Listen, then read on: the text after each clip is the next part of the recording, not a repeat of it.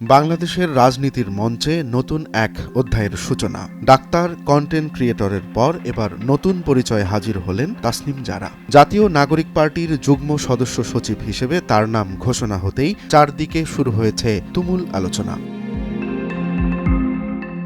জুলাই অভ্যুত্থানের পর থেকে ছাত্র আন্দোলনের নেতারা একটি নতুন রাজনৈতিক দলের ভিত্তি গড়ার কথা বলে আসছিলেন। সেই ধারাবাহিকতায় আজ আনুষ্ঠানিকভাবে আত্মপ্রকাশ করেছে জাতীয় নাগরিক পার্টি বা এনসিপি। শুক্রবার বিকেলে সংসদ ভবনের সামনে মানিক মিয়া এভিনিউতে জমায়েতের মধ্য দিয়ে সূচনা হচ্ছে নতুন এই দলটির।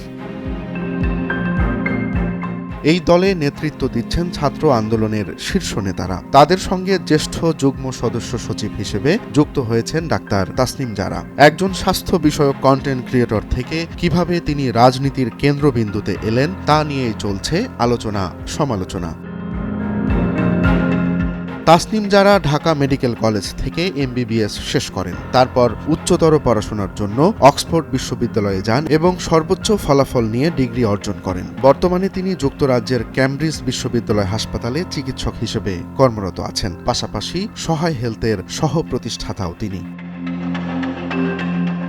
তাসনিম জারা শুধু একজন চিকিৎসক নন, তিনি স্বাস্থ্য সচেতনতা বৃদ্ধির জন্য জনপ্রিয় কন্টেন্ট ক্রিয়েটরও। বিশ্বব্যাপী কোটি কোটি মানুষ তার তৈরি করা ভিডিও দেখেন, যা ইতোমধ্যে 1 বিলিয়ন মিনিটেরও বেশি সময় ধরে দেখা হয়েছে। তার কাজ BBC, Times, Sky News, financial টাইমসের মতো আন্তর্জাতিক মিডিয়ায় ইতোমধ্যে প্রশংসিত হয়েছে।